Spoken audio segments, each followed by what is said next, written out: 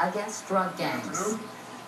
To combat the southbound flow of guns and money, we are screening all southbound rail cargo, seizing many more guns bound for Mexico, and we are putting more gun runners behind bars. But one of the men on the front lines of the drug war is telling a very different story to CBS News, making an accusation that could cost him his job. An agent with the Bureau of Alcohol, Tobacco, and Firearms claims the agency has a policy that is actually putting guns in the cartel's hands. Here's investigative correspondent Cheryl Atkinson. John Dodson, a federal agent, says what he was asked to do was beyond belief. You were intentionally letting guns go to Mexico. Yes, ma'am. I mean, the agency was. An alcohol, tobacco, and firearms senior agent assigned to this Phoenix office since 2010, Dodson's job is to stop gun trafficking across the border. Instead, he says he was ordered to sit by and watch it happen. Investigators call the tactic letting guns walk, in this case into the hands of criminals who would use them in Mexico and the U.S. Dodson's bosses say that never happened. Now he's risking his job to go public. I'm boots on the ground here in Phoenix and telling you we've been doing it every day since I've been here. Here I am. Tell me I didn't do the things that I did. Tell me you didn't order me to do the things that I did. Tell me it didn't happen. Now you have a name on it. You have a face to put with it. Here I am. Someone. Now. Tell me it didn't happen. Agent Dodson and other insiders say the gun-walking strategy was approved all the way to the Justice Department. The idea was to see where the guns ended up, build a big case, and take down a major cartel. And it was all kept secret from Mexico. ATF named the case Fast and Furious.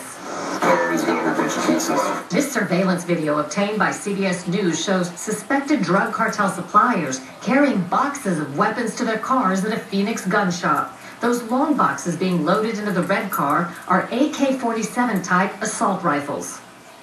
He's on again, carrying another 55 boxes. Our case quality never had a pistol. So it turns out ATF not only allowed the guns to walk, they videotaped it. Documents show the inevitable result. The guns ATF let go began showing up at crime scenes in Mexico. And as ATF stood by, watching thousands of weapons hit the street, the Fast and Furious Group supervisor noted the escalating Mexican violence. 958 killed in March 2010, the most violent month since 2005. The same email notes, our subjects purchased 359 firearms during March alone, including numerous Barrett 50 caliber rifles. Did you feel that ATF was partly, perhaps, to blame for the escalating violence in Mexico and on the border? Yes, ma'am. I even asked them if they could see the correlation between the two. The more that our guys buy, the more violence that we're having down there. Senior agents, including Dodson, told us they confronted their supervisors over and over. And what was the answer? What did they say? If you're going to make an omelet, you got to scramble some eggs. There was so much opposition to the gun walking that an ATF supervisor issued this email noting a schism among the agents. Whether you care or not, people of rank and authority at headquarters are paying close attention to this case. We are doing what they envisioned. If you don't think this is fun, you're in the wrong line of work. Maybe the Maricopa County Jail is hiring detention officers, and you can get $30,000 to serve lunch to inmates. We just knew it wasn't going to end well. There's no way it could. Then, on December 14th, 2010, Border Patrol agent Brian Terry was gunned down. Dodson got the bad news from a colleague. And they said, did you hear about the Border Patrol agent? And I said, yeah. And I said, well, it was one of Fast and Furious guns. And there's really not much you can say after that.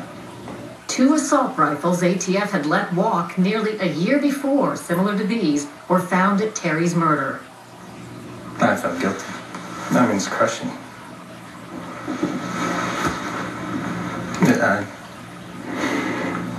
I don't know how to explain it. I mean...